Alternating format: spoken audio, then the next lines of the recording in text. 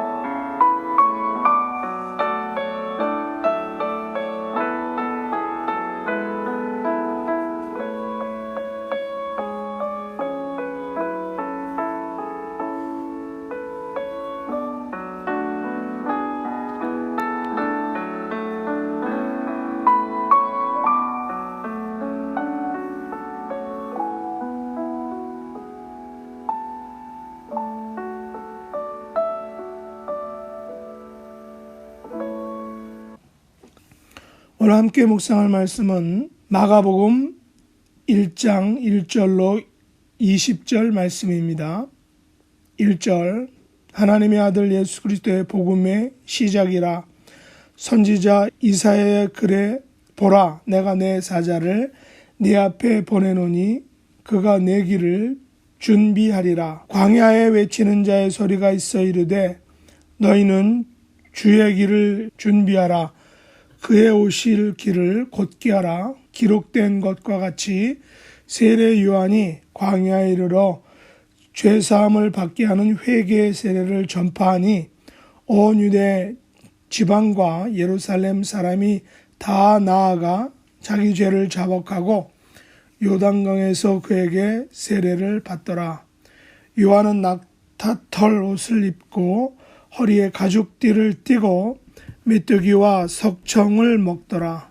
그가 전파에 이르되 나보다 능력 많으시니가 내 뒤에 오시나니 나는 굽혀 그의 신발끈을 풀기도 감당하지 못하겠노라. 나는 너희에게 물로 세례를 베풀거니와 그는 너희에게 성령으로 세례를 베푸시리라.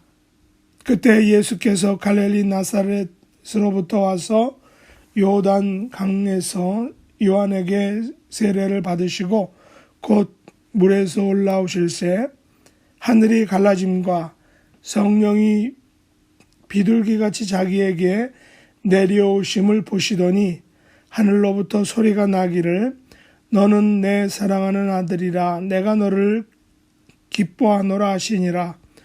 성령이 곧 예수를 광야로 몰아내신지라. 광야에서 40일을 계시면서 사단에게 시험을 받으시며 들짐승과 함께 계시니 천사들이 수종 들더라. 요한이 잡힌 후 예수께서 갈릴리에 오셔서 하나님의 복음을 전파하여 이르시되 때가 찼고 하나님의 나라가 가까이 왔으니 회개하고 복음을 믿으라 하시더라. 갈릴리 해변으로 지나가시다가 시몬과 그 형제 안드레가 바다에 그물을 던지는 것을 보시니 그들은 어부라. 예수께서 이르시되 나를 따라오라. 내가 너희로 사람을 낚는 어부가 되게 하리라 하시니 곧 그물을 버려두고 따르니라.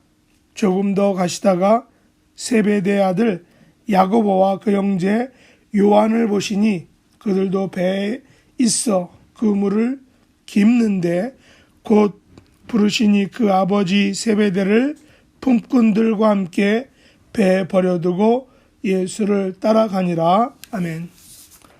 오늘 말씀의 제목은 예수 그리스도의 복음의 시작입니다. 신약 성경의 시작인 복음서는 예수 그리스도를 시작점으로 하고 있습니다. 마태복음은 아브라함과 다윗의 자손 예수 그리스도의 계보라고 말하며 시작합니다. 오늘 마가복음은 하나님의 아들 예수 그리스도의 복음의 시작이라 라고 말하며 시작합니다. 누가복음은 우리 중에 이루어진 사실에 대하여 그 모든 일의 근원부터 자세히 미루어 살핀이란 편지 형식을 통하여 예수 그리스도의 이야기를 시작합니다. 요한복음은 태초에 말씀이 계시니라, 이 말씀이 하나님과 함께 계셨으니 이 말씀은 곧 하나님이시니라 란 예수 그리스도의 하나님 되심으로 시작하고 있습니다. 그러면 왜 이 네 개의 복음서들이 예수 그리스도의 계보와 예수 그리스도의 복음의 시작과 또한 예수 그리스도를 통해서 이루어진 사실과 또 마지막으로 말씀이 육신이 되신 하나님 예수 그리스도에 대해서 시작하는 것일까요? 창세기는 태초에 천지를 창조하신 하나님의 시작을 보여주고 있다면 오늘 마가복음은 하나님의 아들 예수 그리스도의 복음의 시작을 보여주고 있습니다. 창세기에서 창조주 하나님 아버지께서는 태초에 천지를 창조하심으로 시작하셨다면 마가복음에서 하나님의 아들 예수 그리스도는 예수 그리스도의 복음을 시작으로 하고 있다는 것입니다. 한마디로 구약의 시작인 창세기는 창조의 시작을, 신약의 시작인 마태복음과 마가복음은 복음의 시작을 보여주고 있습니다. 그렇다면 창조하신 천지, 창조하신 그 세계는 복음을 담아내기 위해서 창조하신 것임을 알 수 있습니다. 그리고 창조의 시작과 복음의 시작에서 가장 중심에 서 계신 분이 바로 예수 그리스도다라는 사실을 우리가 알 수 있습니다. 하나님께서는 예수 그리스도의 복음의 시작을 위하여 무엇을 준비하셨을까요? 누구를 어떻게 준비하셨을까요? 바로 광야에 외치는 자의 소리를 준비하셨습니다. 그것도 급하게 준비하신 것이 아니라 아주 오래전부터 준비하셨습니다. 선지자 이사야를 통해서 준비하셨습니다. 세례 요한은 하나님께서 예수님 앞에 보내신 주님의 길을 준비하고 곧게 할 자로 보냄을 받았습니다. 세례 요한을 보내셔서 회개 세례를 전파하셨습니다. 다행히 온 유대 사람과 예루살렘 사람이 죄를 자복하고 요단강에서 세례를 받았습니다. 그 당시 회개 세례가 받아들여지고 영적인 각성이 일어난 것은 복음의 시작을 위한 하나님의 오래전부터 준비하신 계획의 일부였다는 것입니다. 특별히 세례 요한은 더더욱 그렇습니다. 그는 낙타 털옷을 입었습니다. 허리에 가죽띠를 띠었습니다. 메뚜기와 석청을 먹었습니다. 누가 이런 삶을 좋아하겠습니까? 그러나 세례 요한은 기꺼이 이런 삶을 감내하였던 것입니다. 세례 요한의 의식주와 광야에서의 삶은 그 당시 영적인 각성을 위한 준비 단계였다는 것입니다. 세례 요한은 뒤에 오시는 예수님의 길을 준비하는 사람이었습니다. 그는 예수님의 신발끈을 풀기도 감당하기에 버거운, 감당하지 못하는 자였지만 단지 준비하는 자로 왔다는 것입니다. 그는 성령으로 세례를 베푸실 예수님과 달리 단지 물로만 세례를 베풀었지만 그것을 준비하러 온 사람이라는 것입니다. 그가 요단강에서 회개 세례를 베푸는 자였기에 예수님께서는 그에게 세례를 받으시고 하나님으로부터 너는 내 사랑하는 아들이요 기뻐하는 자란 증거를 받으셨던 것입니다. 이러한 하나님의 인증과 증거를 위하여 세례 요한은 바로 준비된 사람이었던 것입니다. 세례 요한의 가장 철저한 준비는 어느 날 갑자기 잡혀가서 살로메의 춤 사이로 인해서 단숨에 목숨을 잃음으로 정말로 주의 길을 준비만 하고 후유증과 거치는 것을 하나도 남기지 않고 갑자기 사라졌다는 것입니다. 세상 사람들의 눈으로 볼 때에 가장 허망한 삶을 산 사람으로 볼 수밖에 없습니다. 그럼에도 불구하고 예수님께서는 여자가 낳은 자 중에 세례 요한보다 큰 이가 일어남이 없다라는 그런 말씀을 하셨습니다. 세례 요한은 예수 그리스도의 복음의 시작을 위해서는 없어서는 안 될 너무나 중요한 준비된 사람이었던 것입니다. 오늘 본문 12절과 13절에 나오는 사단의 시험도 마찬가지입니다. 성령께서는 예수님을 광야로 몰아내셨다라고 말하고 있습니다.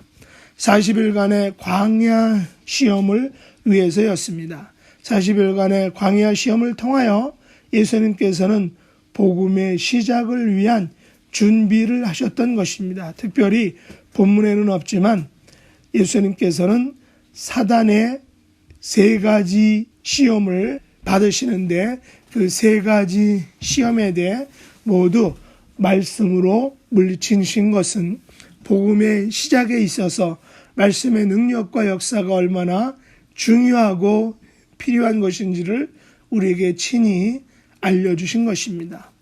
오늘 본문 15절에 보면 예수님의 메시지는 전에 세례 요한의 메시지와 유사한 것 같습니다. 아니, 세례 요한은 예수님의 메시지를 위한 준비자로 외쳤다는 것입니다. 세례 요한의 메시지는 주의 길을 준비하라는 것이었지만 예수님의 메시지는 때가 찼고 하나님의 나라가 가까이 왔으니 회개하고 복음을 믿으라라는 것이었습니다. 세례 요한은 물로 세례를 베푸는 것이지만 예수님은 성령으로 세례를 베푸셨습니다. 세례 요한은 회개하라, 천국이 가까이 왔다라는 메시지였지만 예수님은 하나님의 나라가 가까이 왔고 복음을 믿으라라는 메시지였습니다. 사실 세례 요한은 천국과 복음의 그림자에 대해서 증거했지만 예수님께서는 바로 세례 요한이 증거한 그림자의 실체, 천국의 실체, 복음의 실체를 가지고 오신 분이었고 그 복음의 실체, 천국의 실체인 예수 그리스도를 믿으라고 말씀하신 것입니다. 마지막으로 예수님께서는 복음의 시작을 위하여 당신의 제자들을 부르셨습니다. 시몬 베드로와 그 형제 안드레를 부르셨습니다. 세베대의 아들 야고보와 그 형제 요한을 부르셨습니다. 이들은 고기를 낚는 어부들이었습니다. 예수님은 결코 엘리트들을 골라서 부르시지 않으셨다는 것입니다. 그러나 그들을 부르신 것은 이들 어부들을 통하여 사람을 낚는 어부로 만들기 위해서 부르셨다는 것입니다. 복음의 준비를 위하여 이들 4명의 제자들은 각각 그물과 배를 버려야만 했습니다. 심지어 아버지까지도 버려야 했습니다. 그물과 배와 아버지까지 버려두고 예수님을 따라가는 것은 결코 쉬운 일이 아닐 것입니다. 그렇다면 이들이 모든 것을 버려두고 예수님을 따라간 것은 바로 복음에 합당한 자들임을 보여주고 있습니다. 이 모든 것들은 복음의 시작을 위한 하나님의 철저한 준비였다라는 것을 우리가 알아야 합니다. 오늘날 우리가 받은 복음이 쉽게 우리에게 온 것 같지만 실상은 그렇지 않다는 것을 우리가 살펴보았습니다. 이 복음의 시작을 위하여 하나님께서는 오래전부터 많은 것들을 미리 준비하셨던 것입니다. 광야에 외치는 자의 소리인 세례 요한을 준비하셨습니다. 광야의 시험을 위해서 사단을 준비하셨습니다. 당신들의 제자들을 준비하셨습니다. 우리의 삶도 예수 그리스도의 복음을 위하여 무엇을 어떻게 준비해야 하는지 깊이 돌아보고 묵상하는 시간과 삶이 될 수 있기를 예수님의 이름으로 축복합니다. 기도하겠습니다. 하나님 아버지, 하나님께서는 예수 그리스도의 복음의 시작을 위하여 환경과 모든 사람들을 오래전부터 준비하셨습니다. 광야의 소리와 또 광야에서의 시험과 사단과 시골 어부들을 하나님께서는 준비하셨습니다. 오늘날 우리들은 예수님으로부터 시작된 복음이 왕성하게 뻗어나가도록 무엇을 어떻게 준비해야 하는지를 하나님께서 가르쳐 주시기를 원합니다. 복음과 함께 승리를 향해 비상하는 주님의 자녀들이 될 수 있도록 은총 베풀어 주시옵소서. 예수님의 이름으로 간절히 기도드리옵나이다. 아멘. 하늘에 계신 우리 아버지여, 이름이 거룩히 여김을 받으시오며 나라의 임하옵시며 뜻이 하늘에서 이룬 것 같이 땅에서도 이루어지이다. 오늘날 우리에게 일용할 양식을 주옵시고 우리가 우리에게 죄 지은 자를 사하여 준 것 같이 우리 죄를 사하여 주옵시고 우리를 시험에 들게 하지 마옵시고 다만 악에서 구하옵소서. 대개 나라와 권세와 영광이 아버지께 영원히 싸움나이다. 아멘.